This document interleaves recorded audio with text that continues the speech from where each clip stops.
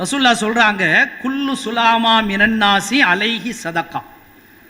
இந்த உலகத்தில் வாழக்கூடிய ஒவ்வொரு மனிதனுக்கும் அன்றாடம் அவன் என்ன செய்யணும்? அவன் சதக்கா பண்ணணும். என்ன பண்ணணும்? தர்மம் பண்ணணும். குல்ல யௌமின் தத்லுவு அலைஹி ஷம்ஸ், சூரியன் உதிக்கக்கூடிய ஒவ்வொரு தினமும் ஒவ்வொரு முஸ்லீம் என்ன செய்யணும்? சதக்கா பண்ணணும். எதுக்காக வேண்டி தெரியுமா? அவன் உடம்புல இருக்கக்கூடிய எலும்புகள், அந்த எலும்புகளுக்கான மூட்டுகள் இருக்கா இல்லையா, இணைப்புகள் இருக்கா இல்லையா, இதுக்காக வேண்டி என்ன செய்யணும்? அவன் ஒவ்வொரு நாளும் அவன் சதக்கா பண்ணணும் அப்படின்னு சொல்லி யார் சொல்றா? ரசூல் ஸல்லல்லாஹு அலைஹி வஸல்லம் சொல்றாங்க. இலங்கையை சார்ந்த டாக்டர் ரைஸ்ன்னு சொல்லப்படக்கூடிய ஒரு குழந்தை உளவியல் மருத்துவர், ஒரு அற்புதமான ஒரு தாய் அழைப்பாளர். அவர் ஒரு டாக்டராக இருந்தாலும் கூட அந்த தன்னிடத்தில் வரக்கூடிய அந்த பேஷண்ட்டுகள், அதில் ஏற்பட்ட அனுபவங்கள் அப்படிங்கிற வகையில் எனது டைரியின் மறுபக்கம் அப்படின்னு ஒரு புக்கு எழுதியிருக்கிறார். வாய்ப்பு கிடைச்சா என்ன செய்யுங்க, அதை வாங்கி ஒவ்வொரு ஆளும் படிங்க. நம்மளை சிந்திக்கலாம். அவருடைய அந்த பேஷண்ட் வர்றாங்களா இல்லையா, ஒவ்வொரு பேஷண்ட்டும் வரக்கூடிய நேரத்தினால அதில் பட்ட அனுபவங்களை ஒரு இஸ்லாமிய அழைப்புப்படி கொடுக்கக்கூடிய வகையில் அதை எழுதியிருக்கிறார். அதில் அவர் என்ன சொல்றாருன்னு சொன்னா, இந்த எலும்பை ஒட்ட வைக்கிறது யாரு கிடையாது? டாக்டர் கிடையாது. ஏதாவது ஒரு ஆக்சிடென்ட் ஏற்பட்டுச்சுன்னு சொன்னா அந்த எலும்பை ஒட்ட வைக்கிற யாரு கிடையாதான்? டாக்டர் கிடையாது. யார் ஒட்ட வைக்கிறா? அல்லாஹ் தான் ஒட்ட வைக்கிற. அப்ப இவருக்கு என்ன வேலை? டாக்டருக்கு என்ன வேலை? அதை அப்படியே என்ன செய்வார்? எக்ஸ்ரே எடுத்து ஸ்கேன் பண்ணி கரெக்டா பொருத்துற வேலை மட்டும்தான். அது கிராமப்புறத்தில் இருக்கக்கூடிய அந்த ஆட்கள் இருக்கிறாங்களா இல்லையா, அவங்க அதை ஸ்கேன் பண்ணாம அனுபவத்தில் என்ன செய்வாங்க? பொருத்திடுவாங்க. சில நேரத்தில் அது நேரா இருக்கும், சில நேரத்தில் கோணலா போயிடும். இவங்களுக்கு வேலை கரெக்டா அந்த இடத்துல வச்சு பொருத்துறது. அது ஸ்கேனை பார்க்காம பொருத்த முடியாது, அந்த எக்ஸ்ரே பார்க்காம என்ன செய்ய முடியாது, பண்ண முடியாது. அதைத்தான் பண்றாங்க. ஆனா ஒட்ட வைக்கிறது அல்லாஹ். அந்த இடத்துல அல்லாஹ் சுப்ஹானஹு ஒட்டக்கூடிய வகையில ஒரு ரசாயன ஒரு இதை என்ன செய்யறான்? உருவாக்குறான். அதான் ஒட்டுது அப்படின்னு நினைச்சாரு அவர் சொல்லி காட்டுறார். இப்ப அடுத்த கேள்வி, எத்தனை எலும்புகள் இருக்கு நம்ம உடம்புல? பரவாயில்லை, படிச்ச சில இடங்கள்ல கேட்டா சொல்ல மாட்டேங்கிறாங்க. நம்ம உடம்புல இருக்கக்கூடிய எலும்புகளையும் சில பேருக்கு என்ன செய்யல, எத்தனை எலும்புகள் என்ன செய்யல தெரியல. சரி, அதுல ஆக நீளமான எலும்பு எது? தொடை எலும்பு. பரவாயில்லை. ஆக சின்ன எலும்பு எங்க இருக்குது?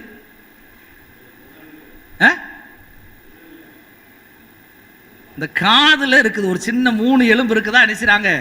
இருக்கிறதுலயே சின்ன எலும்பு என்ன செய்யுது? இந்த காதுல 3 எலும்பு இருக்கு.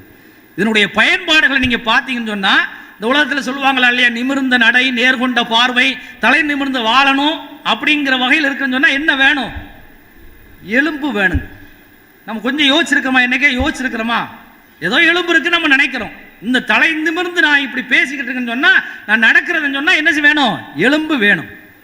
ஒரே வகையில் அல்லாஹ் ஜல்ல ஷானுஹு என்ன செய்யல? அந்த எலும்பு வைக்கல. நீல அகலத்துல, வடிவத்துல, செயல்முறையில பல்வேறு வகை அல்லாஹ் நினைச்சிருக்கிறான், வச்சிருக்கிறான். ஒரே மாதிரி எலும்பு அல்லாஹ் வச்சுட்டான்னு சொன்னா நம்ம எப்படி நடக்க முடியும்? ரோபோட் மாதிரி நடந்துக்கிட்டு, ரோபோட் மாதிரி என்ன செய்யணும்? நடக்கும்.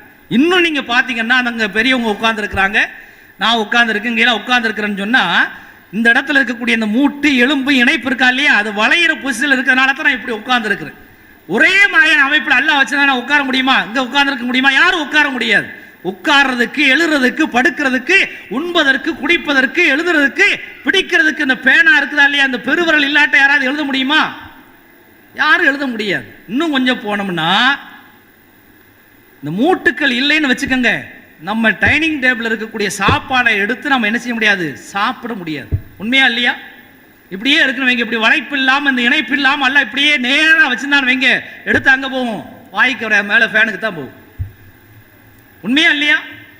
அப்ப எவ்வளவு பெரிய உபகாரத்தை அல்லாஹ் பண்ணி இருக்கிறாங்கிற விஷயத்தை நாம் என்ன செய்யணும்?